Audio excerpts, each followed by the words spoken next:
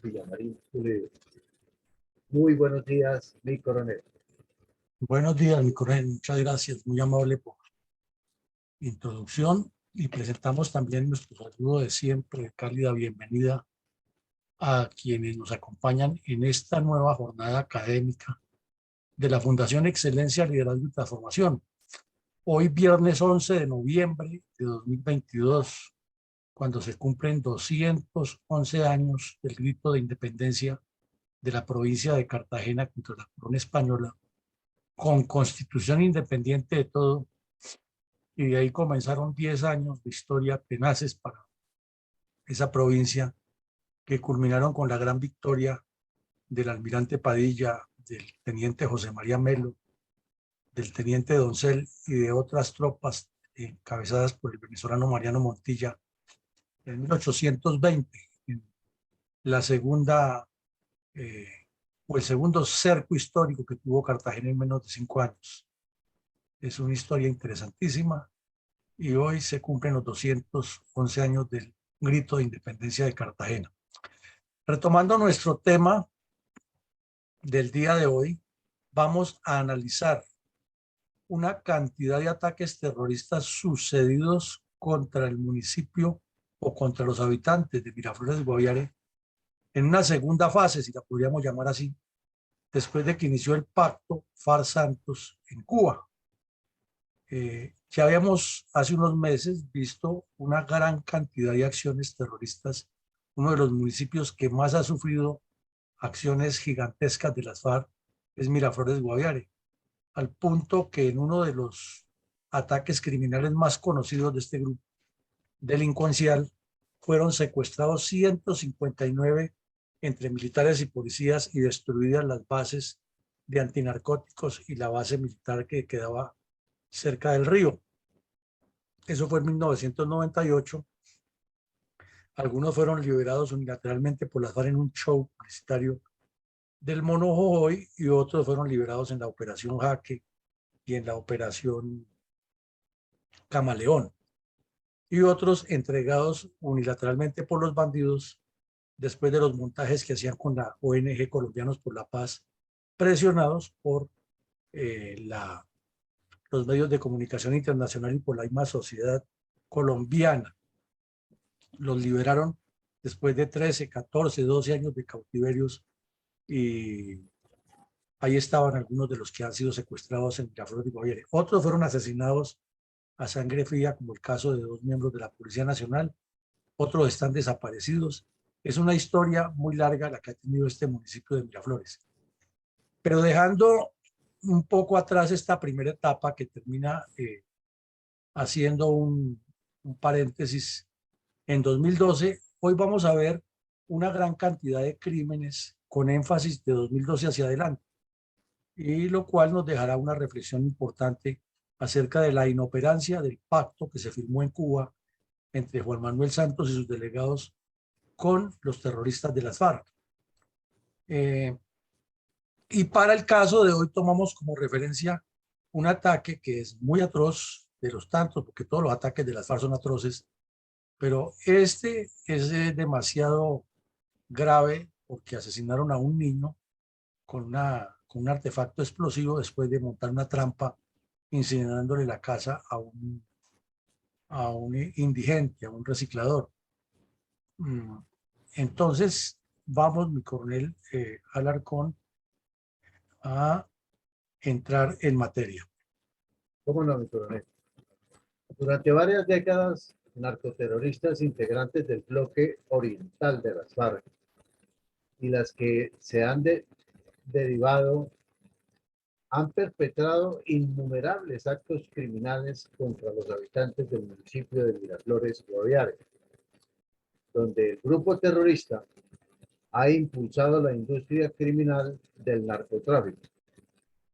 Podemos ver y escuchar el video que nuestra Fundación Excelencia, Liderazgo y Transformación resalta en su programa institucional La memoria histórica aún no contada del conflicto armado en Colombia, el drama de las víctimas de la agresión narcoterrorista del comunismo armado contra nuestro país Los habitantes de nuestras regiones y en general en toda nuestra nación, en este caso específico, el municipio de Miraflores, Guaviare. Claro que sí, mi coronel, y sobre todo que Miraflores Guaviare es un punto sobre el cual ha llovido a chorros, a cántaros, la acción terrorista de las FARC durante casi 50 años, 40 años, 45 años más o menos en promedio. Y el país, el resto del país siempre la ha mirado es como el epicentro cocalero, el epicentro de las prostitutas que viajan en aviones, el epicentro de bandidos, y no con la importancia geográfica, geoestratégica y de seguridad nacional que significa este municipio. Claro, sus habitantes, por una u otra razón, inmersos en el medio de esta oleada terrorista persistente de las FARC, han soportado con el estoicismo o han hecho parte directa o indirectamente de esta violencia. Por eso hoy queremos resaltar en este mensaje que siempre publica la Fundación que las víctimas no es cierto que quedaron en el centro de la solución o la supuesta solución que se dio al conflicto, sino que están siendo revictimizadas y con un informe sesgado, incompleto, inadecuado y probablemente malintencionado, elaborado por la Comisión de la Verdad, pagada con una gran cantidad de dinero, nuestros recursos, pues nos queda la duda de cuál es su transparencia o cuál es su exactitud, y además nos induce a que siempre pongamos a las víctimas en primer plano.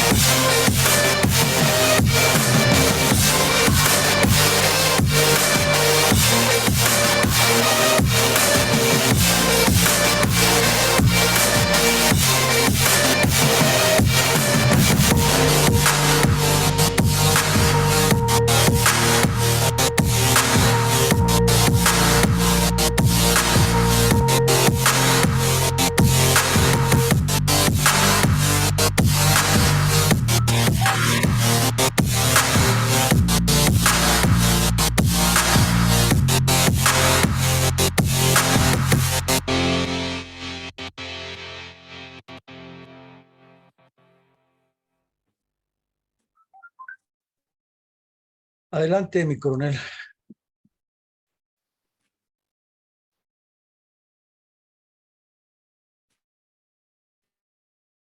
Coronel Arcón.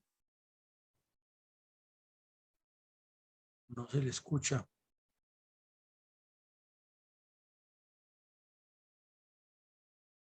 Bueno, mientras mi coronel Arcón recupera la señal, vamos a hablar un poco del municipio de Miraflores en el departamento del Guaviare.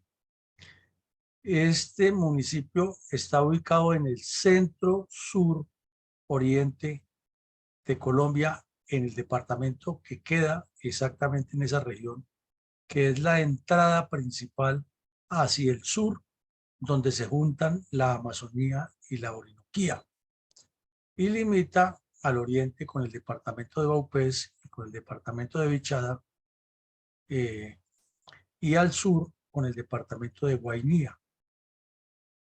Corrijo, al oriente con el departamento de Guainía y al sur oriente con el departamento de Vaupés, al sur con el Caquetá, y no es sino atravesar la parte más suroriental del Caquetá y esté en el Amazonas, o si sale en una dirección de 225 grados, atraviesa los llanos del Yarí, entra a la parte más angosta del Putumayo y está en Perú o Ecuador. Y tiene como característica que es una zona de alta importancia fluvial, en el caso de Miraflores, regada por el río Baupés, que va a salir al departamento de Baupés y posteriormente se unirá en zona brasileña, en territorio brasileño, al río Amazonas. El municipio de Miraflores, como lo vemos, está en todo el centro sur del departamento de el Guaviare, que entre otras cosas tiene muy pocos municipios. Vemos Miraflores, Calamar, El Retorno y San José. Son 4 municipios de ese departamento. Y dentro de esos 4 municipios hay una cantidad de inspecciones de policía conocidas mucho por los problemas de violencia, de sangre, de narcotráfico, de terrorismo, de acciones de las FARC, de combates, de secuestros, de operaciones exitosas de las fuerzas militares contra estos delincuentes. Y cada una tiene un largo historial. Para hoy, como hemos dicho en la introducción, le vamos a dar mucho énfasis al tema de Miraflores, al sur del departamento. Y Miraflores afectada por una cantidad de acciones, en especial un corregimiento que se llama Barranquillita, que ha sufrido mucho la acción del grupo criminal.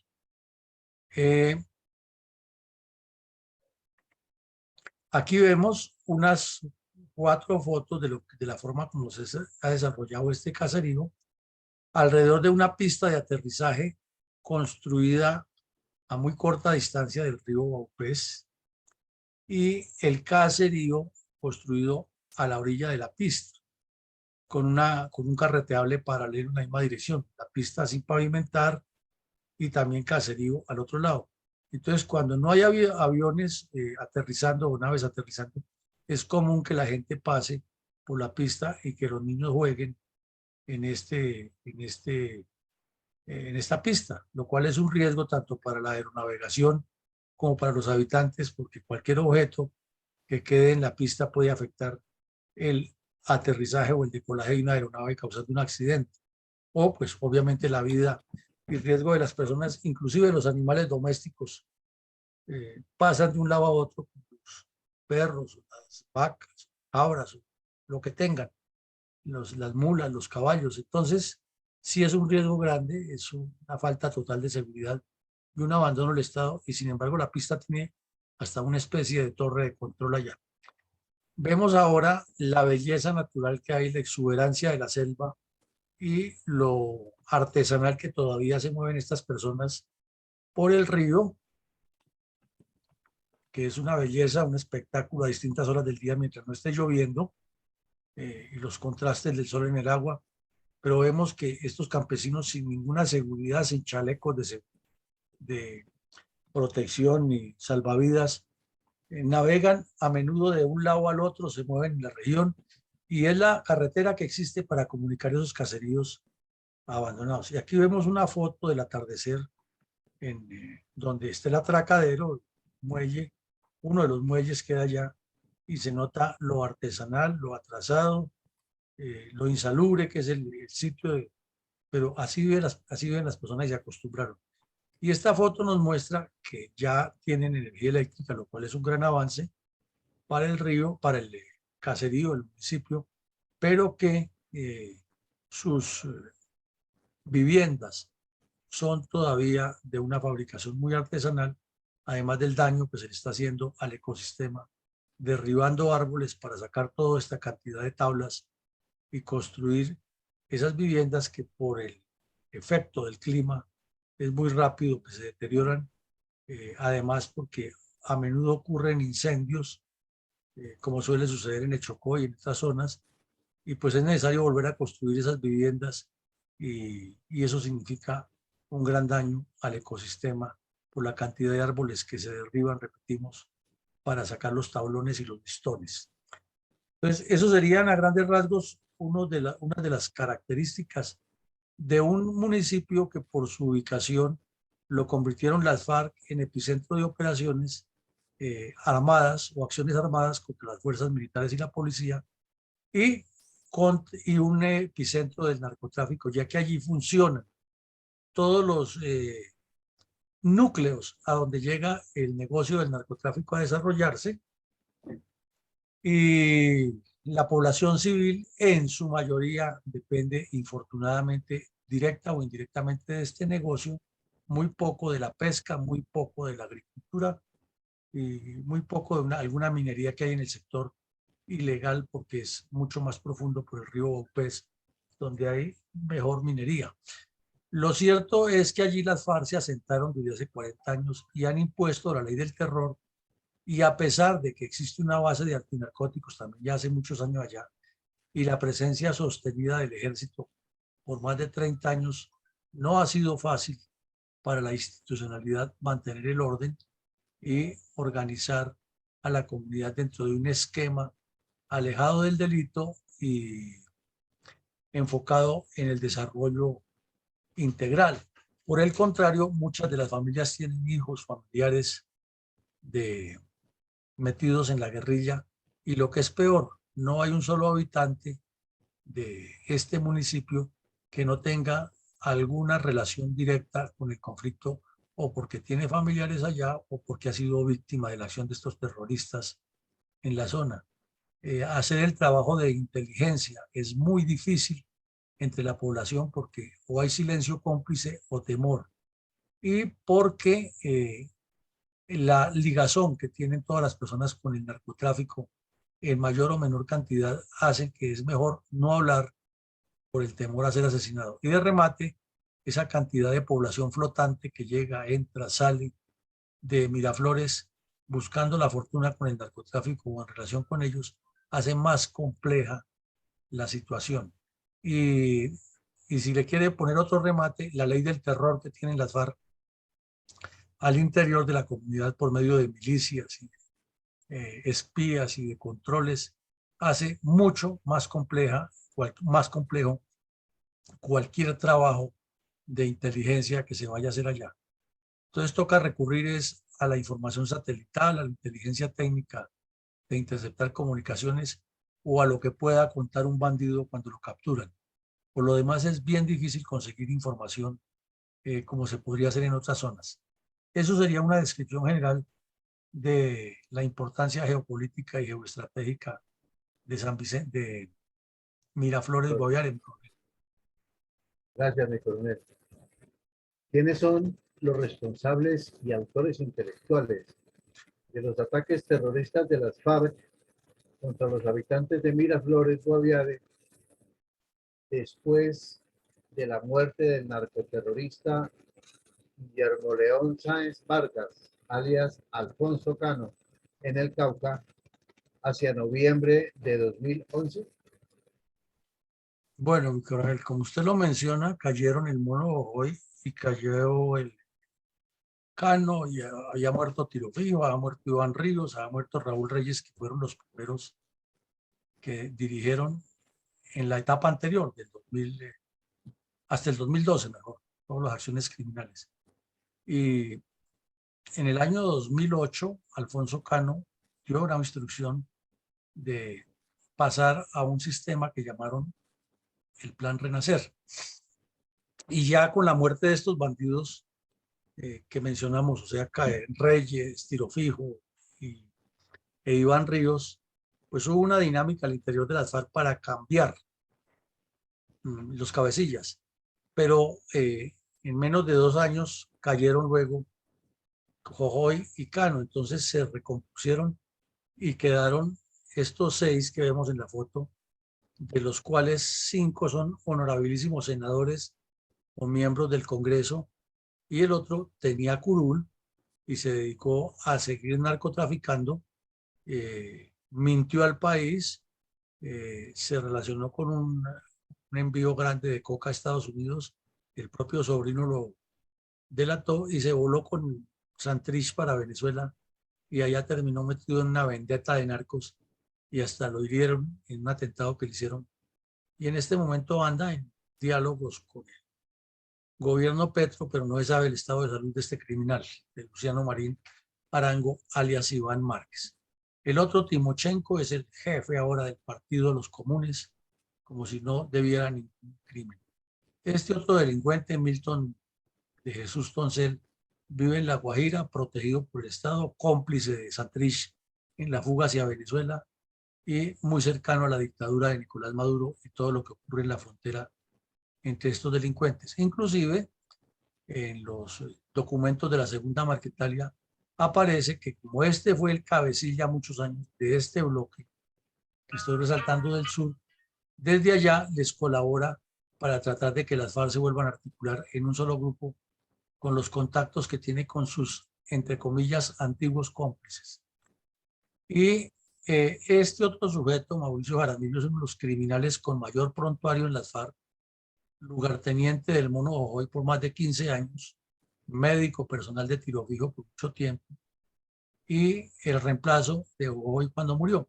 Entonces, todos los atentados criminales que ocurrieron después de la muerte de Tiro Fijo y de Jojoy en la zona de Miraflores, Guaviare, tienen un autor intelectual y es este bandido, el tal Mauricio Jaramillo, que ahora es uno de los moralistas de las FARC y fue quien inició las conversaciones para abrir los diálogos en Cuba con el hermano de Juan Manuel Santos, Enrique Santos, fue el que presidió la primera delegación de las FARC.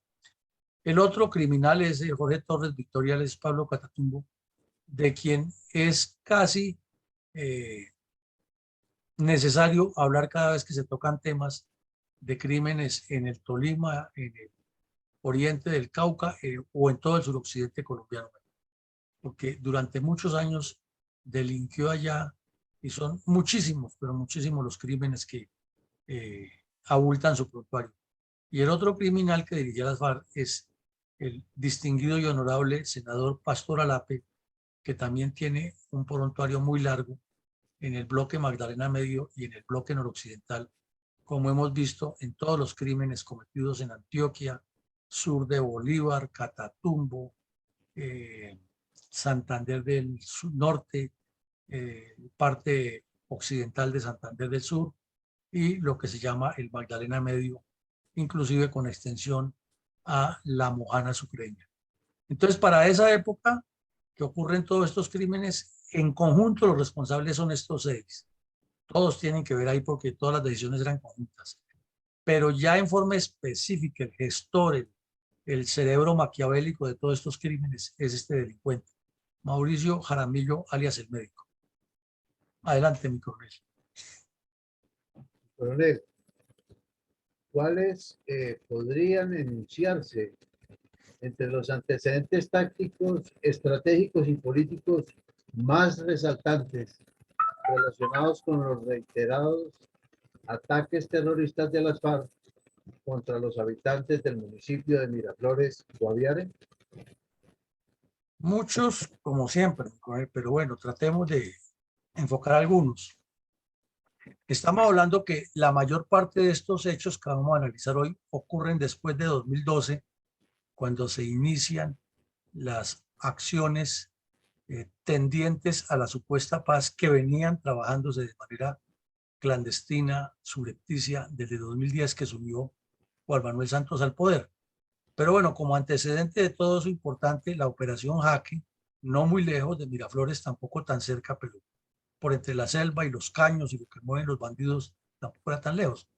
Fue un golpe duro para el Mono Jojoy, que ya todavía estaba vivo, para el mismo Mauricio, que era el segundo, para Gafas y César, que eran los que movían todo eso, para John 40, que manejaba el narcotráfico, para las cuadrillas que estaban encargadas de la seguridad.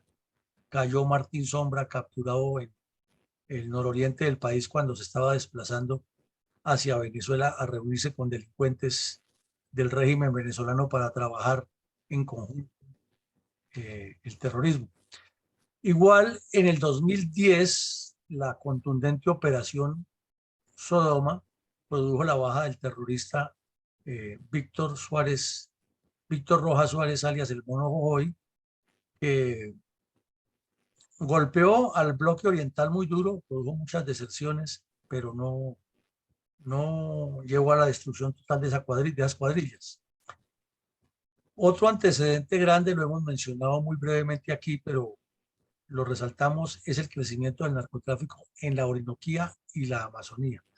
Pero como el Guaviare queda en la Orinoquía, pues lo mencionamos solamente Orinoquía, pero entendamos que era en las dos partes y en el sur del país y también hacia Venezuela. Inclusive el crecimiento del narcotráfico en Arauca se debe a esa proyección de las FARC y la Arauca pues es parte de la Orinoquía, pero hay que resaltar eso. No se toca muy a fondo el tema de por qué el hermano del Mono Jojoy estaba en Arauca y era por el narcotráfico y porque el Mono Jojoy quería protegerlo, ya que la cantidad de desmanes que cometió el hermano era producto de ser dice, protegido de Jojoy y no le pasaba mucho, pero cuando asesinó a los tres indigenistas, originó un problema gravísimo para las FARC y fue cuando el Mono Jojoy tuvo el descaro de decirle a los medios de comunicación que lo iba a sancionar enseñándole a leer y escribir. Eh, y eso pues quedó en la historia. Pero ese en el crecimiento del narcotráfico tiene que ver con todo ese ejercicio, porque las FARC están en pleno fortalecimiento o robustecimiento en ese momento con el ingreso del narcotráfico y con la manipulación de los secuestrados. Como se puede deducir en una población que lleva 40, 50 años con presencia permanente y coactiva de las FARC, y también hay presencia de algunas organizaciones sociales, cualquier lego en la materia saca la conclusión de que esas organizaciones sociales están manipuladas y que las marchas cocaleras, las protestas, las denuncias por supuestas violaciones a los derechos humanos cometidas por el Estado, nunca, eso sí, las que cometen los bandidos, tienen un origen y tienen un sustento, que son las estructuras eh, muy bien montadas en esa región de movimiento bolivariano, partido comunista clandestino y movimiento milicias bolivarianas. ¿Qué ocurre? Que para la época de 1986 y 88, cuando el general Harold Bedoya Pizarro era el comandante de la séptima brigada, entró decidido a atacar el santuario de las FARC, que era intocable, eso no iba nadie por allá. De vez en cuando enviaban una patrulla del ejército que hiciera presencia, pero no había una presencia permanente de las fuerzas militares allá atacando ese emporio que estaban construyendo las FARC. Y el general Bedoya, además de mover las escasas tropas que tenía la séptima brigada para una jurisdicción tan grande, pues promovió la activación del batallón Joaquín París, se logró en el Guaviare y entró a la zona de Calamar y el retorno, inicialmente, lógico, incluyendo a San José del Guaviare, tuvo muchos combates y comenzó a desenmascarar toda esa relación FARC-narcotráfico. Para la época estaba muy de moda la unión patriótica y eran las víctimas, eran los débiles, mil denuncias en contra de todo lo que fuera organización del Estado y presuntos grupos de justicia privada. Pero el general Bedoya llevó personalmente a Plinio Apuleyo Mendoza, periodista, que inclusive escribió un libro sobre ese viaje que hizo con el general Bedoya a la zona de la Orinoquía y quedó allí desenmascarado toda la organización clandestina que para la época no se llamaba Movimiento Bolivariano Clandestino, lo llamaban las juntas patrióticas y los núcleos revolucionarios. Y Plinio Apuleyo los entrevistó a todos y llegó a una conclusión que está en su libro Zonas de Fuego, ahí se llama el libro, y dice clarito, allí cuenta con entrevistas con nombres propios y con sitios.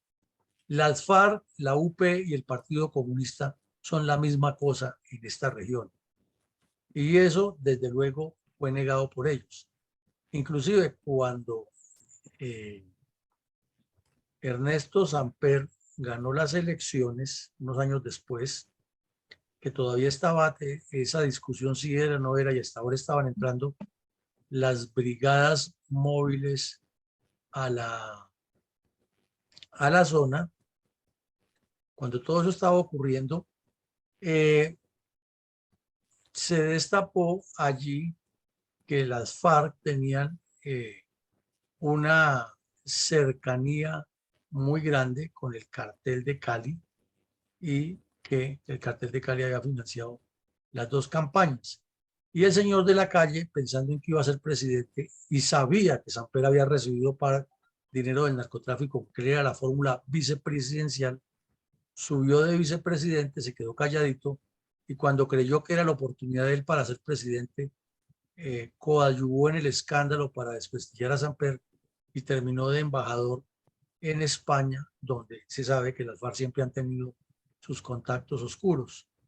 Y allá volvió a hablar con ellos, olvidándole al país que él fue el responsable de que hubieran fallado los diálogos de Tlaxcala y Caracas, porque él fue el que se reunió con Cano y, y Márquez.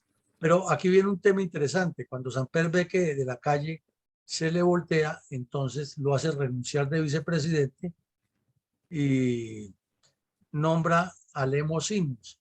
Y Lemos Simos de frente dijo que las FARC, la UP eran la misma cosa.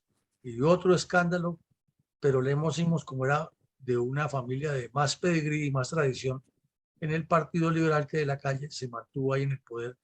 Y hasta Samper se dio la viveza de darse un descanso de no sé cuántos días o un viaje al exterior y nombró encargado de presidente titular a Lemos Simos y con eso la viuda de Lemos hoy disfruta de una gruesísima pensión como expresidente de un sujeto que apenas estuvo 4 o 5 días en la presidencia, que fue otro de los tantos politiqueros que le han hecho daño al país. Bueno, entonces volvemos a lo que pasaba en el Guaviare, incremento de ataques terroristas contra la fuerza pública, similares a los que han ocurrido antes del 2012. Entonces vemos que lo que nos va a dar aquí no son hechos muy aislados, sino que es una continuidad, es una persistencia, es una sistematicidad de lo que ocurre en el Guaviare. Y las FARC, ya lo dijimos, estaban en desarrollo del Plan Renacer, que consistió en replantear ya no esas oleadas masivas al estilo del mono hoy, de enviar 5 o 6 cuadrillas a atacar un poblado, sino volvieron al ataque pequeño, al ataque de destrucción, a la guerra de desgaste o de attrition, como se dice en inglés, de golpear, salir y golpear en muchas partes para causar la sensación, como decía el Che Guevara, 1000 golpes al tiempo es como si existieran 1000 Vietnams. Esa nueva estrategia la brindó Cano con el fin de recomponer la estructura orgánica de las FARC, rediseñar los planes integrales y fortalecer las estructuras pequeñas para que en sumatoria volvieran a ser una estructura grande fuerte. Como antecedente también, que no se puede negar porque por falta de presencia del Estado y la acción persistente de las FARC, como lo hemos visto en varios municipios del Meta y del Huila y del Caquetá y del Guaviare, porque hemos visto también varios casos, inclusive de Baupés y Guainía, las FARC establecieron un control coactivo de todo el piedemonte del llanero en la cordillera oriental hacia el llano, toda la Orinoquía y toda la Amazonía, y al final terminaron dueños del narcotráfico, dueños de la minería ilegal y dueños de la voluntad de las personas insertadas allí en su mayoría como colonos armados con fines criminales, que además impusieron el terror entre las etnias indígenas y o las fueron desapareciendo porque las FARC han desaparecido etnias también, asesinándolas, o los fueron reclutando para la guerrilla o los fueron desplazando de sus zonas históricas hacia más adentro de la selva, donde han sobrevivido los indígenas a esta criminalidad de las FARC. Eso es una realidad, está documentada por estudios de universidades, de personas que han viajado allá con el fin de establecer la realidad de las etnias, y para nada, pero para nada es para nada, se menciona en el informe del señor de Rux. Entonces, otra deuda de ese informe con la verdad de lo que han hecho las FARC en distintas regiones. Y la selva, como decía Ingrid Betancourt, lo que pasa en la selva se queda en la selva. Allá se han quedado muchísimos secretos de los crímenes de las FARC. y como no hay quien se los enrostre en la Comisión de la Verdad o en la JEP, pues peor, ahí se quedan callados a menos que aparezca un desertor o que aparezca un campesino o algún estudio de estos y lo reviva de vez en cuando, no con el peso que sí tendría en la JEP si estuviera actuando por el lado que es o en la Comisión de la Verdad. Esos serían los antecedentes, mi coronel. Gracias, mi coronel. ¿Cuáles son los detalles de la masacre cometida por las FARC el 14 de julio del 2008 en el corregimiento de Barranquillita, municipio de Miraflores, Guaviare, 2 semanas después del contundente golpe propinado al grupo criminal con la Operación Jaque? Bueno, igual que ayer, hoy dejamos el punto 9 para comenzar a hablar de tema. Y es que las negociaciones que hubo en el Caguán y Cuba tienen que ver en los dos casos con esa masacre cometida por las FARC en Barranquillita como retaliación a la Operación Jaque. ¿Y por qué en el Caguán? Porque ya vimos que el Caguán en el año 2000, 1998, 99, solo le sirvió para fortalecerse y robustecer su plan en esa zona. Y que como eso no funcionó, siguieron insistiendo en negociar con el argumento de la manipulación de los secuestrados hasta que llegan a los famosos diálogos en Cuba. Entonces, como vemos, esos dos periodos tienen que ver mucho con todo lo que ocurre en Miraflores y con la masacre de Barranquillita. Esta masacre de Barranquillita ocurre el 14 de julio de 2008. No se nos olvide que la Operación Jaque fue el 2 de julio, o sea, 12 días antes de esta masacre. ¿Y qué hicieron estos bandidos de las FARC?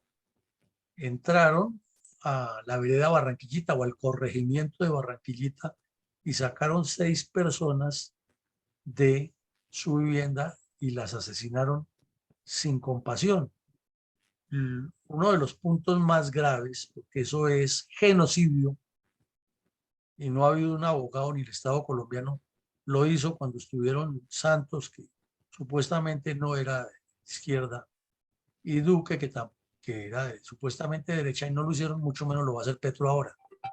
Pero el hecho de asesinar a miembros de la comunidad Nucac Macuco, que está aquí demostrado, eso ya es específicamente atacar de manera sistemática a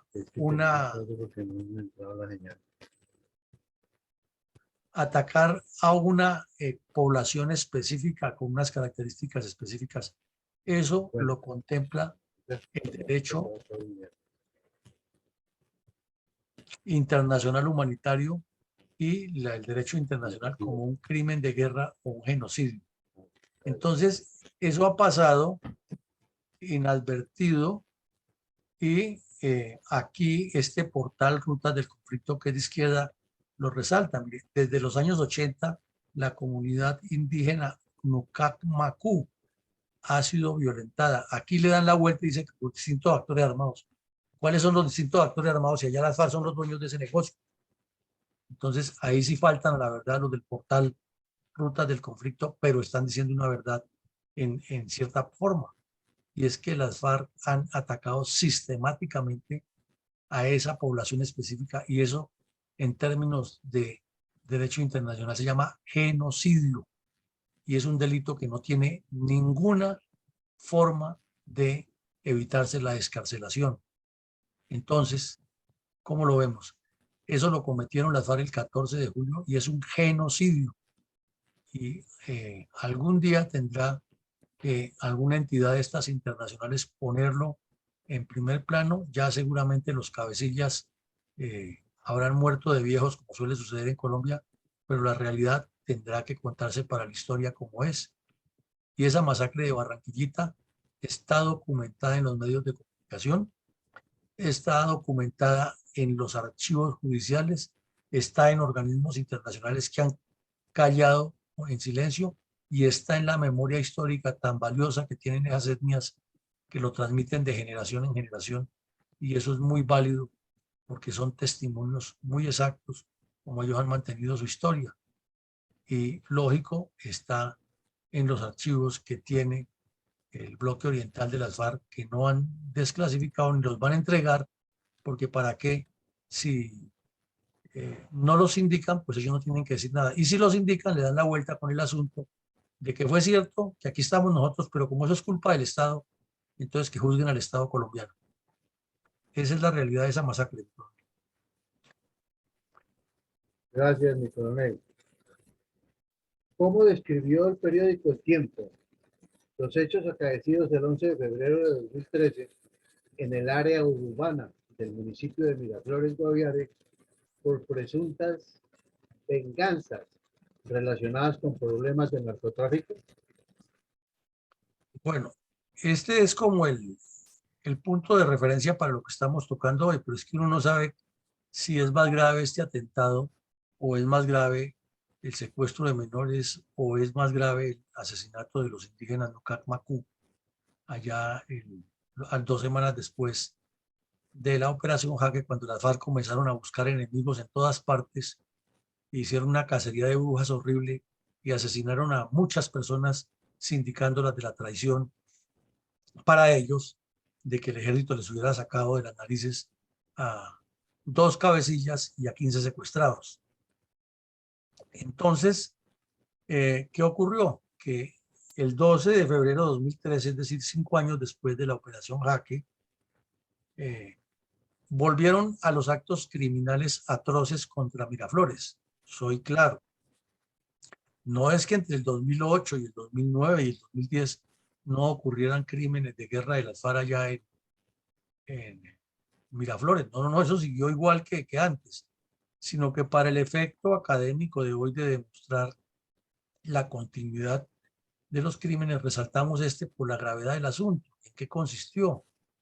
En que tenían entre ellos la sospecha de que la población no les estaba pagando los suficientes réditos correspondientes a la extorsión que les hacen por el negocio oscuro del narcotráfico. O sea, un delito de extorsión sobre otro delito, que es el tráfico de narcóticos y el procesamiento de la coca.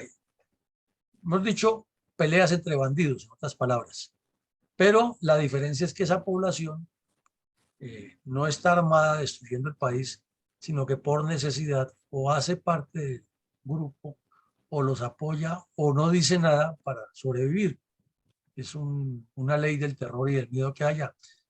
Pues hicieron una acción tan atroz que es increíble que el señor de Ruc la ignore en su informe o simplemente la soslaye. Porque si lo que se trata de decir la verdad, pues hay que llegar hasta el fondo de estos hechos que son realmente atroces. ¿Y en qué consistió? Que había un reciclador que vivía en la zona. Ese reciclador estaba comprometido en recoger todos los residuos y procesarlos, y de eso vivía. Pues no, se supone que era un ingreso muy poco, pero vivía de eso. Entonces lo encontraron como el punto más débil las FARC para montar un estratagema que realmente es atroz, que indica la perversión del ilustrísimo senador Mauricio, médico personal de tiro fijo y autor intelectual de estos crímenes, con otro que le decían Cocorico. Entonces le prenden candela a la casa del reciclador. Entonces la gente, por solidaridad, va corriendo a ayudarle a apagar el incendio a la casa del reciclador. Y cuando están en ese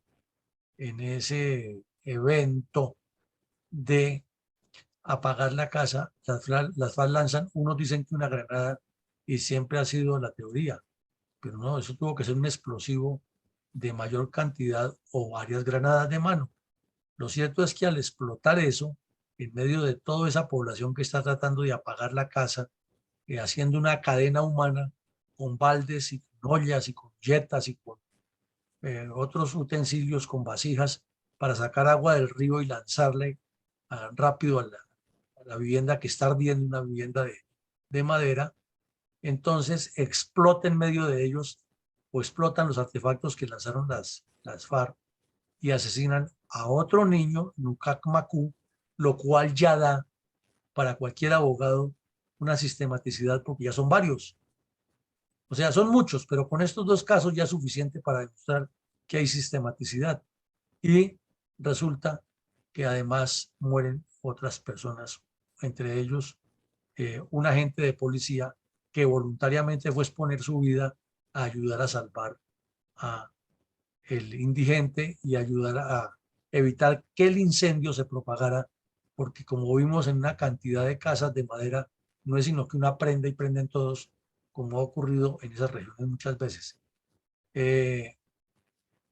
Entonces, quedan 24 heridos, inicialmente dice el tiempo, después ya con lo que llegó el ejército y unos organismos de socorro, se supo que eran más de 30, algunos de gravedad fueron llevados a Villavicencio, muchos quedaron desfigurados de por vida, otros posteriormente murieron y esto pasa al olvido. Entonces sumemos aquí dos eventos nomás, sin contar ese crimen atroz del secuestro de los policías, ni muchísimas más, porque antes de ese asalto del 98, a Miraflores Guaviare dicen que se le han tomado como 50 veces las FARC. O sea, ¿cuántos crímenes hay acumulados allá? Eso está por escribirse, está por revivirse, y es una memoria que no se le puede perdonar a estos bandidos. Por más de que hayan hecho pactos con el señor Santos y oculten, pues aquí son hechos que no se pueden negar y que no se los inventa la fundación, es que lo dicen los medios de comunicación en su momento. Aquí vemos, esto es elaborado por la redacción del periódico El Tiempo, que era en ese momento de la familia Santos y estaba haciéndole la compinchería para que su proceso de paz que ha iniciado en el 2012 funcionara, y sin embargo publican esta acción tan atroz y criminal. Recordemos que para la misma época ocurrió otro hecho aterrador, que fue que las FARC entró el ejército a un campamento donde estaba un cultivo de coca y un laboratorio, y los soldados fueron rodeados por un grupo más grande, y estos bandidos rociaron gasolina alrededor. Estaban los soldados y le prendieron candela, y como estaba en época de sequía, se incendió eso y un soldado quedó incinerado, y el señor Juan Manuel Santos, para lavarle la imagen a las FARC, salió y dijo que era que un soldado había disparado y que en el momento del disparo había salido una chispa del fusil y que esa chispa había encendido el monte y que el soldado había muerto incinerado por eso. Entonces vemos que la cantidad de atrocidades que han cometido las FARC y este bloque oriental no han sido contadas, y reiteramos, para nada se mencionan en el informe de la verdad, cuando hay sistematicidad y hay una intención demasiado torva. Esa fue una trágica noche, el coronel, del 11 de febrero del 2013 en Miraflores, Guaviare. ¿Cómo no, mi coronel? Muchas gracias. ¿Cómo describieron Caracol Radio y la BBC de Londres los hechos sucedidos el 11 de febrero de 2013 en el área urbana del municipio de Miraflores, Guaviare, por presumibles venganzas relacionadas con problemas de narcotráfico? Pues ahí muestran con esta foto, relacionan el hecho, y la foto muestra de tantos padecimientos que ha causado la guerrilla allá. La explosión de la granada, además de matar a estos señores en una isla, mire los daños que causó en otras viviendas. Y uno dice, viviendas tan humildes, de gente tan, como se dice coloquialmente, llevada, blanco de estas acciones criminales. Con esa foto ilustraron la noticia. Pero ¿qué dijeron los dos? Cada uno dice de una cifra diferente, pero coinciden las declaraciones de cómo ocurrieron los hechos y cómo las FARC fueron los responsables de ese crimen, y cómo el ministro Pinzón salió a dar declaraciones respecto a lo sucedido. Pero el tema es más profundo, y ya si lo publica la BBC, entonces quiere decir que el mundo sí lo conoció. Entonces, ¿cuál es el cuento? ¿Cuál es el argumento de no poner a las FARC en su sitio si es que el mundo entero tiene información hace rato y que esto está en internet? Aquí lo vemos, los pantallazos exactos de lo que está publicado en Internet, con fechas exactas del 12 de febrero de 2013 en Caracol Radio, que también estaba muy metido ya haciéndole o coadyuvándole en la campaña Santos, o la BBC de Londres, que es una emisora que tiene cobertura mundial y publica en muchos idiomas. Ahí está la prueba. Y cómo es posible que en una pesquisa en los brasileños del señor de Rook elaborando el informe La Verdad no haya encontrado esto que cualquier lego en la materia coloca en Google: FARC, Miraflores, atentados terroristas, y le sale todo esto. Entonces se nota que ese informe no dice la verdad, a pesar de que se llame el informe de la verdad. Muchas gracias, mi coronel. Tras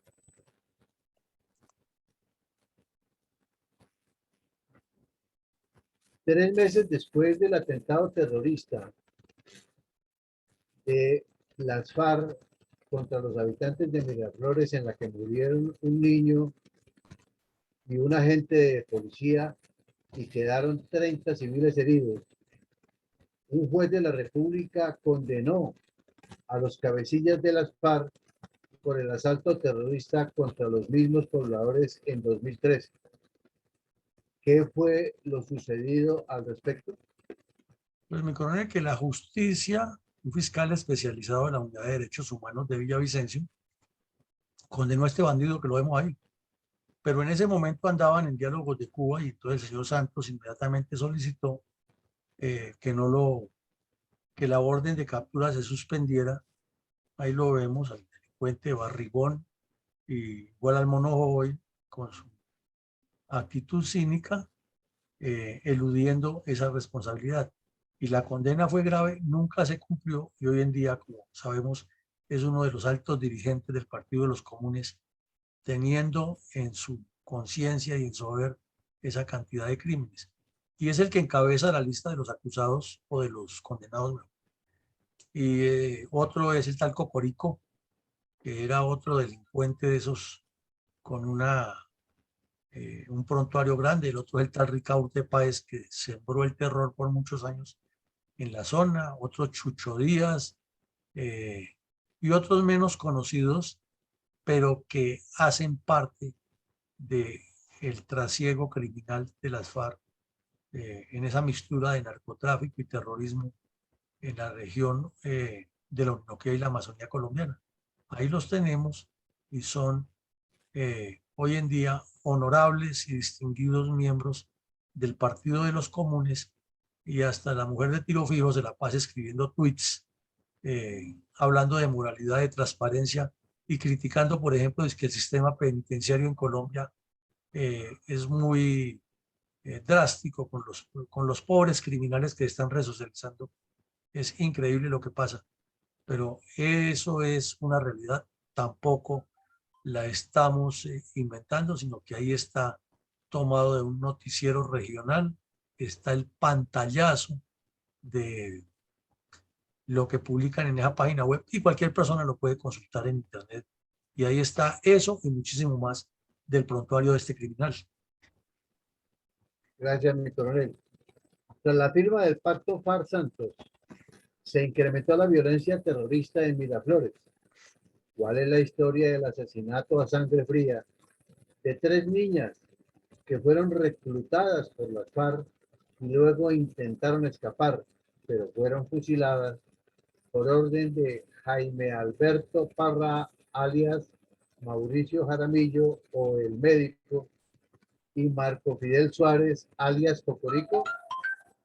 Ahí está, mi coronel. Ese es otro de los puntos que uno no sabe cuál de los tres crímenes de los tantos, ¿no? Esos son muchos, pero hoy hemos mencionado tres en los que está metido el tal Mauricio, que ahora es, repetimos, honorable dirigente del partido FARC, y que uno no entiende cómo, que es una demostración sistemática, que son hechos que ocurren uno tras otro, y no hay una conciencia en la Comisión de la Verdad, máxime que tenía una nómina impresionante de gente en todo el país, y en especial, si uno mira en la página web de la Comisión de la Verdad, tenía una gran cantidad, dizque, de, entre comillas, investigadores, y con un poco de títulos y posgrados y no sé qué más cosas, allá en la región del Guaviare y del Meta, Guainía, investigando la historia del conflicto para llegar a la verdad.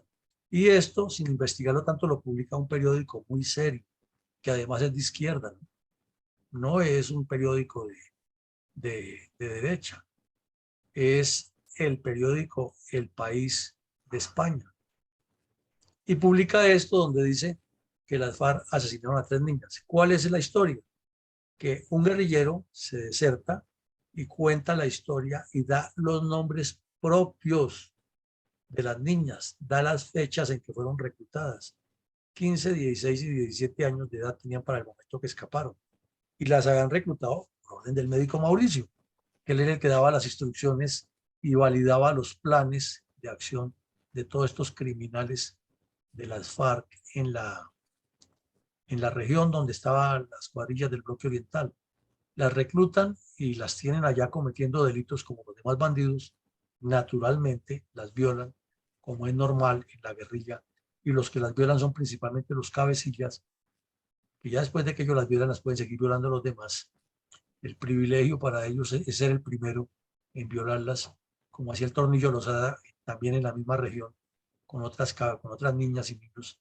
Entonces, después de violarlas, las tienen en la guerrilla y estas niñas se desertan, pues las capturan en la deserción, les hacen lo que llaman un consejo de guerra revolucionario y las fusilan. Y aquí viene el punto.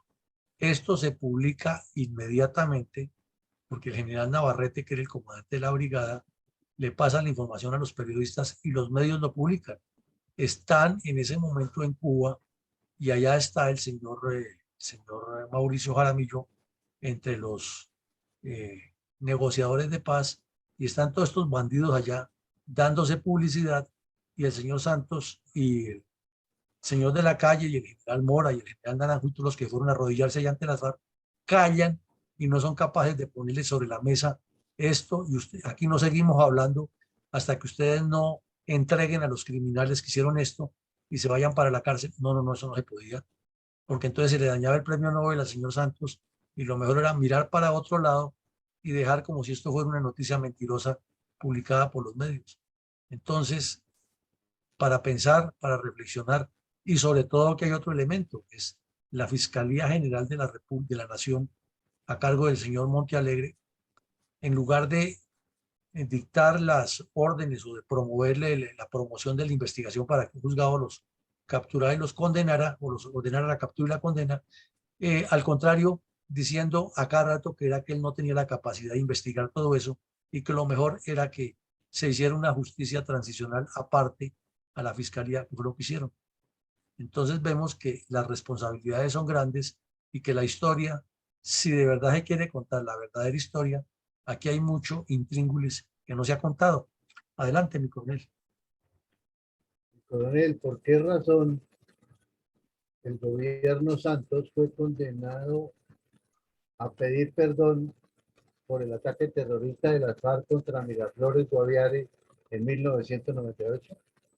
Porque se volvió sistémico dentro y sistemático dentro de la justicia colombiana para aclimatar, o sea que el señor Santos en el fondo estaba de acuerdo, para aclimatar que se hiciera rápido la paz, comenzar a condenar al Estado rápidamente con un poco de demandas que habían contra el Estado por diferentes ataques terroristas que los cometieron las FARC. Entonces condena y condena al Estado y que el Estado pague, para que las FARC vayan quedando es como una consecuencia del problema y no como la causa. Y lo hicieron, y uno de esos fue que las demandas que había por el ataque terrorista contra Miraflores se condenara al Estado, y una parte de la resolución de la condena indica que el Estado debe pedir perdón, y el señor Santos no tenía el problema en salir y decir que pido perdón, y antes al contrario le agregaba frases como que señora, usted enviaría a su hijo a la guerra, y es que el que no esté de acuerdo con que haya que pedir perdón por los errores que cometió el Estado, entonces es un uribista, es una bestia sedienta de sangre, decía Santos, es un derechista, es un paramilitar. Entonces, todo eso le servía para su show del Premio Nobel de Paz y lo consiguió. Y pues, Petro anda en la misma, si hacemos un parangón, anda exactamente en la misma. Y en cierta forma Pastrana también anduvo en la misma cuando quería el Premio Nobel de Paz, mirando para otro lado en la realidad de estos crímenes. Pero uno se pregunta, ¿cómo no se hizo en su momento y no se ha hecho llevar a las FARC ante la justicia internacional, por más de que pues, esa jurisdicción de la paz tenga un poco de ideas, porque todo lo que se hace en derecho se puede deshacer en derecho, pero claro, eso se necesita recursos, músculo y constancia. Sigamos, mi coronel. ¿Cómo sucedieron los hechos relacionados con el secuestro de un funcionario de la ONU en el área rural de Miraflores, Guaviare? Esto ya ocurre después del pacto FARC-Santos, pero igual sigue siendo un problema gravísimo. Secuestrar a un funcionario de la ONU o atentar contra un medio internacional, un medio sanitario, eso es un delito de guerra, un delito de lesa humanidad que no se puede perdonar. Y las FARC ya habían cometido en esa zona, por ejemplo, cuando secuestraron al señor Alan Jara, cuestionado gobernador del Meta y después cuestionado porque Santos le dio un alto cargo para que manejara mucho dinero y parece que ese dinero era un dinero especial porque venía con pies y se esfumaba solo de las arcas donde estaba guardado. Entonces, ya habían secuestrado a él cuando viajaba, lo han secuestrado cuando viajaba en una ambulancia de la ONU, en un vehículo de la ONU. Y aquí cometen algo peor, es que además de asesinar a un poco de gente y cometer un poco de tropelías en el Guaviare, todo esto está relacionado nada menos que por verdad abierta, cuando la revista Semana estaba en manos de los comunistas. Y lo publican y lo cuentan como es, cómo sería de grave que hasta los comunistas resolvieron contarlo. Eh, Estos bandidos de las FARC eh, en un retén bajaron a un poco de gente, inclusive un alcalde, cometieron un poco de crímenes y se quedaron con un funcionario de la ONU. Eso es gravísimo, porque eso es lo más neutro que hay en esencia, ¿no? Y lo tuvieron un poco de tiempo secuestrado y luego no pasó nada. Y nada es nada. Entonces uno dice, si en ese momento se está elaborando el informe de la verdad y se quiere contar la verdad, pues cuente que esos bandidos que supuestamente se estaban desmovilizando y hablaban de paz, lo que tenían era otras intenciones para que el país se forme un concepto diferente de lo que son las FARC y su esencia. Porque es que la mentalidad que llevan estas supuestas disidencias no se la inventaron de la noche a la mañana, es la mentalidad que les inculcaron culturalmente las FARC. Y el informe es larguísimo, no lo vamos a leer, pero ahí está relatado cómo el narcotráfico se convirtió, o no se convirtió, sino saltó a la palestra como el elemento fundamental de lo que maneja la vida política y la violencia en todas estas regiones.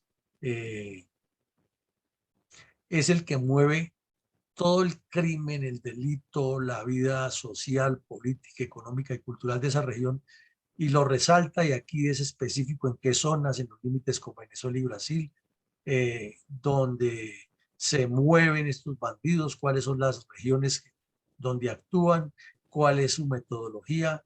Aquí señalan la cantidad de niños que están reclutando y en alguna parte de este informe, no lo veo aquí, pero lo sé que lo dice, dice que el 70% de una de esas cuadrillas está integrada por menores de edad. Entonces, eh, inclusive los campesinos denuncian que han colocado a la población a pagar unos impuestos, como llaman ellos, que es una extorsión, pero lo llaman impuestos, eh, y al que no paga le colocan una bomba de una vez y le destruyen la casa. Eso está aquí mismo. Al que no paga le ponen una bomba. Imagínense ustedes eso. Si eso está ocurriendo en el país y lo están cometiendo las FARC, que son formadas con la doctrina de tiro fijo, de Jojoy y de los que negociaron, y ellos mismos dicen que son, porque ellos no lo niegan, somos las verdaderas FARC.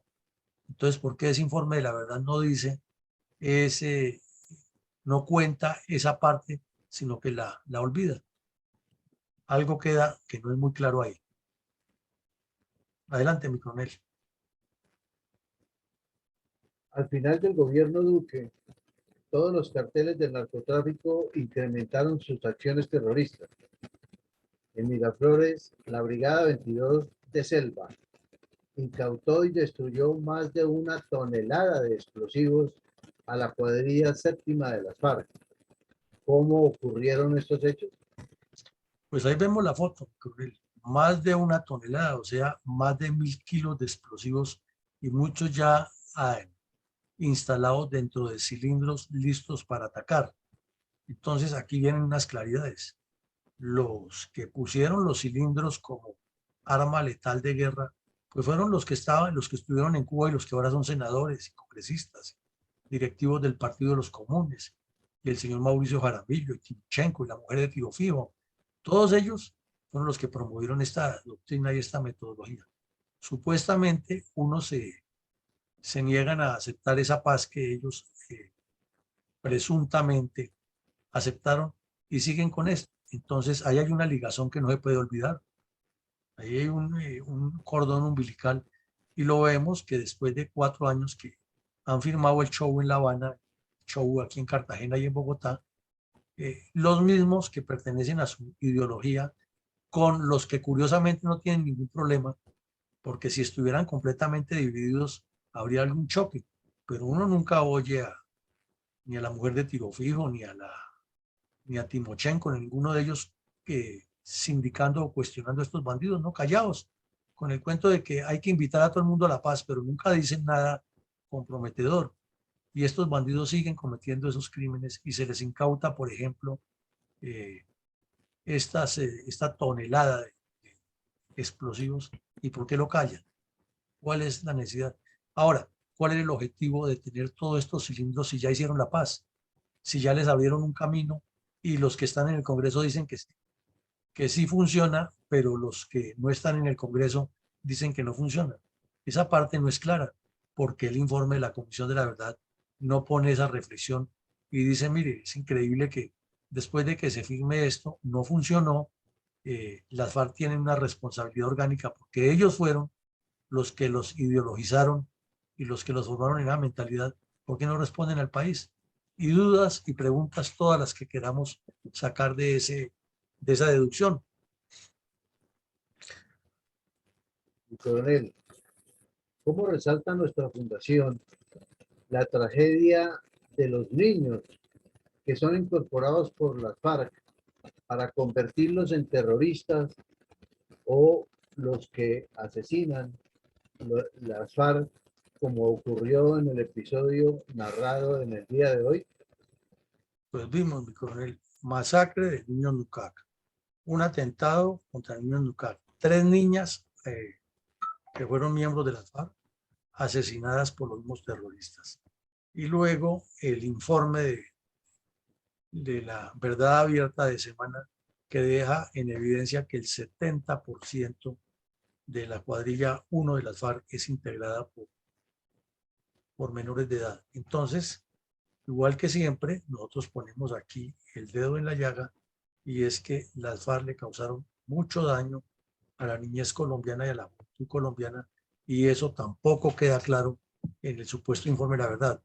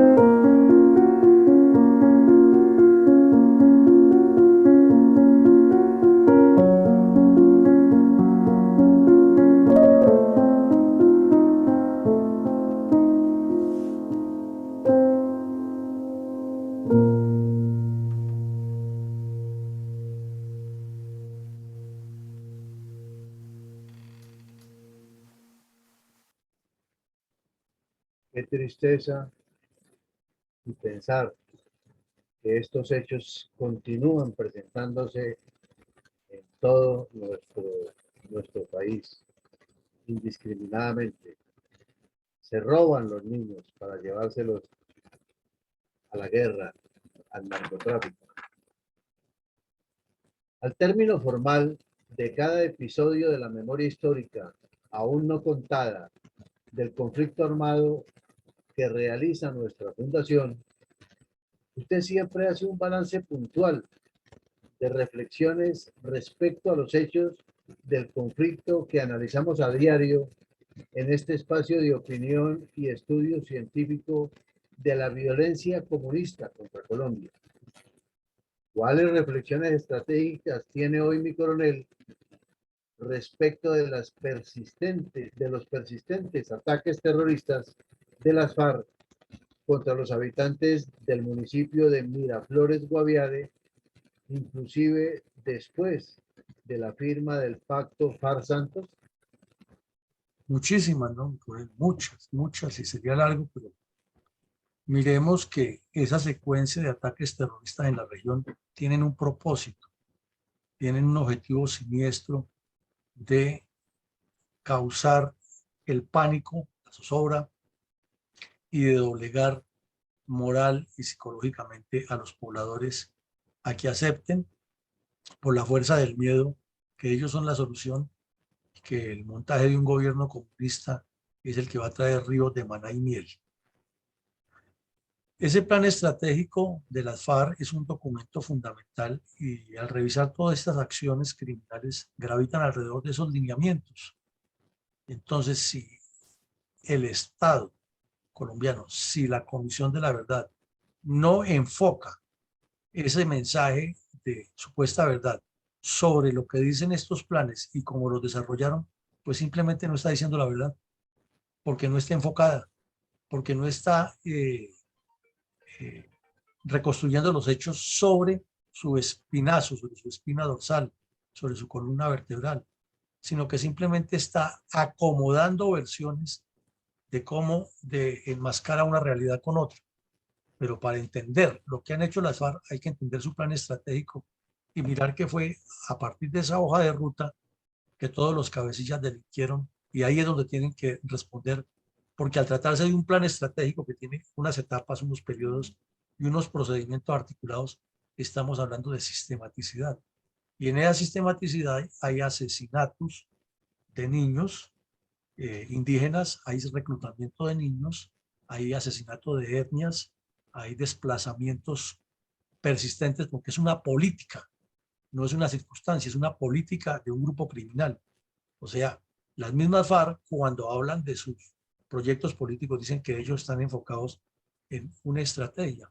Entonces, si toda esta estrategia del terror la desarrollan allí, ¿cuál es el problema para que la justicia los, valga la redundancia, juzgue y condene por haber cometido actos sistemáticos que no tienen forma de ser eludidos en la justicia internacional? Entonces, si no se entiende eso y no se maneja por ahí, lo demás es voltear las cosas y darle la vuelta y decir que la culpa la tuvo un tubo.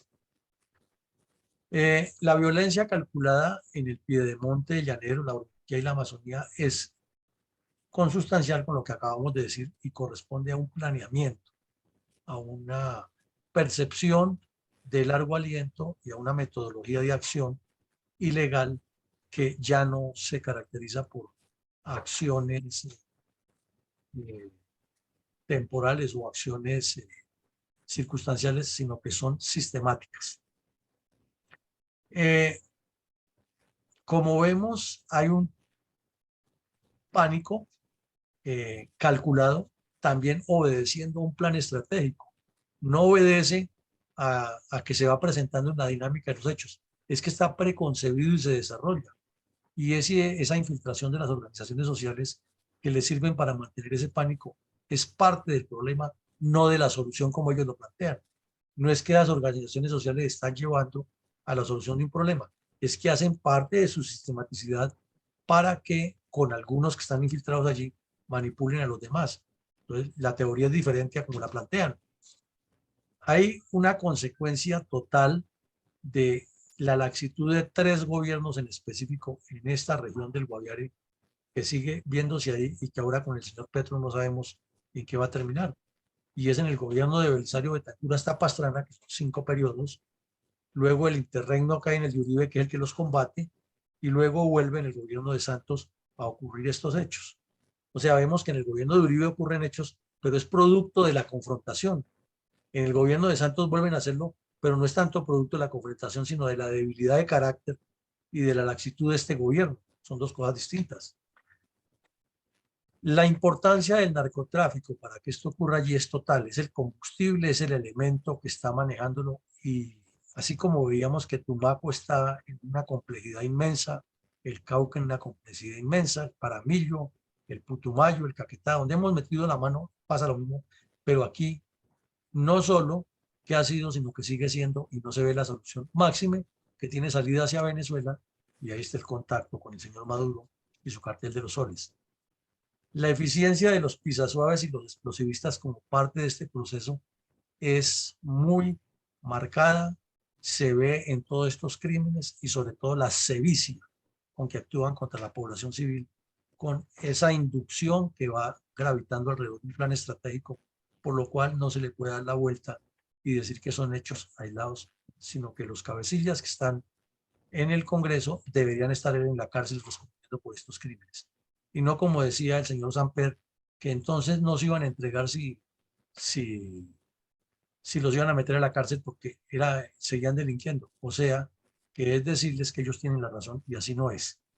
Bueno, además la incidencia de las negociaciones en Cuba en todo esto fue recíproco, porque en la medida que veían las debilidades de una mesa de impreparados que no conocían y no entendían y no les querían demostrar tampoco que esto obedecía a una sistematicidad y un plan estratégico, pues la guerrilla siguió haciéndolo porque tenía la ventaja de que manejaba una estrategia, mientras los demás llegaban allá era como le buscaban un vericueto a ver para meter el tema de que hubo que rápido que firmemos porque Santos necesita su premio Nobel y de la calle tiene que ser el próximo presidente.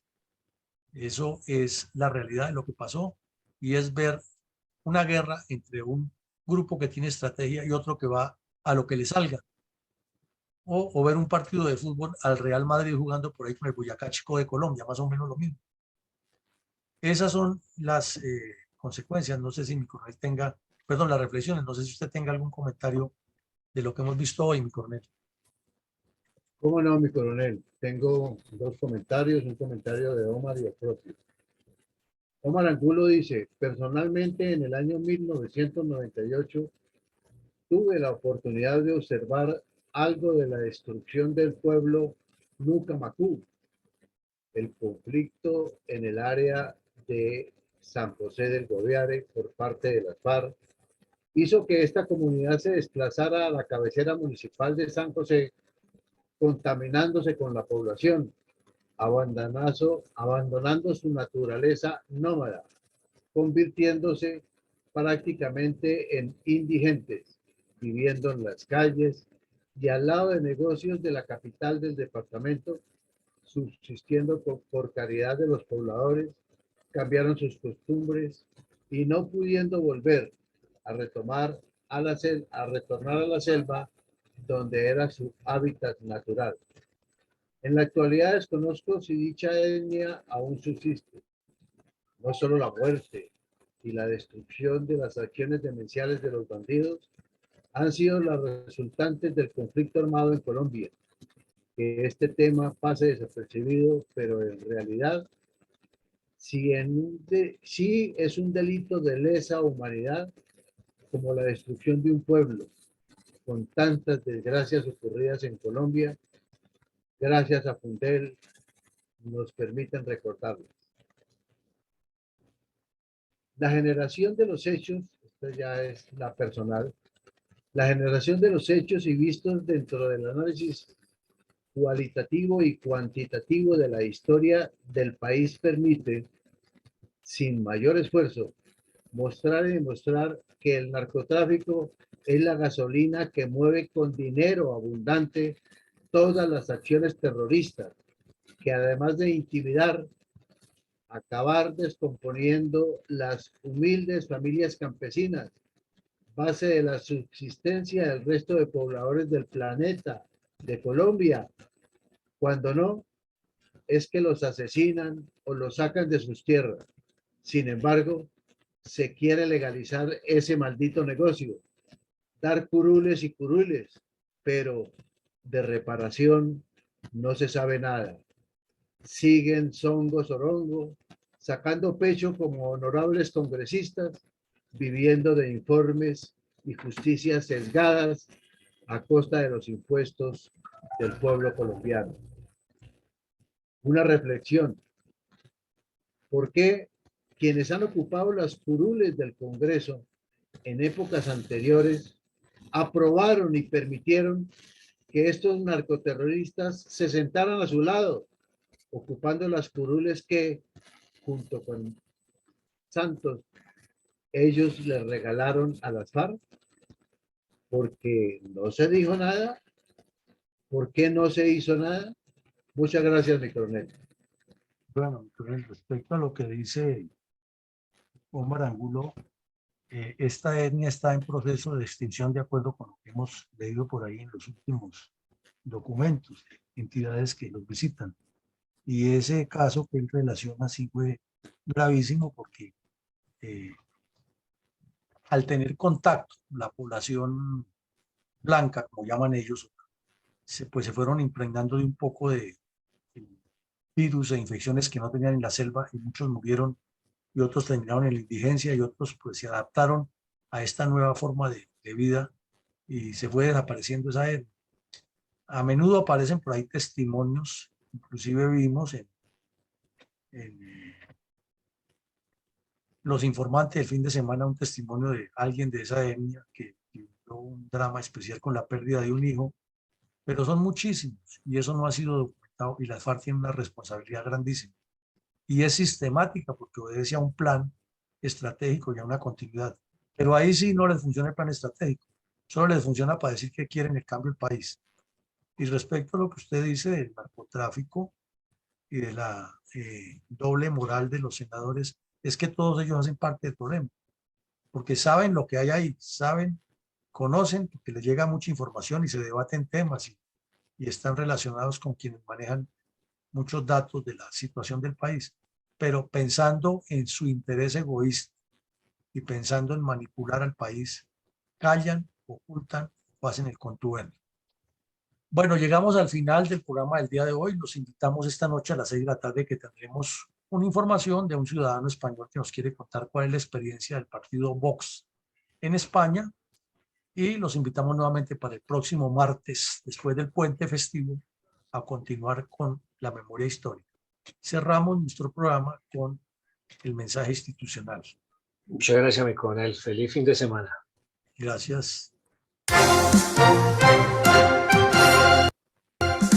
Invitado nuevamente para que todos los días, de lunes a sábado, de 7:30 a 9 de la mañana, se conecte a las redes sociales de la Fundación Excelencia, Liderazgo y Transformación, a escuchar en la voz de sus protagonistas la verdadera memoria histórica de la violencia desatada durante varias décadas por las guerrillas izquierdistas contra Colombia. Lo esperamos en nuestra próxima emisión.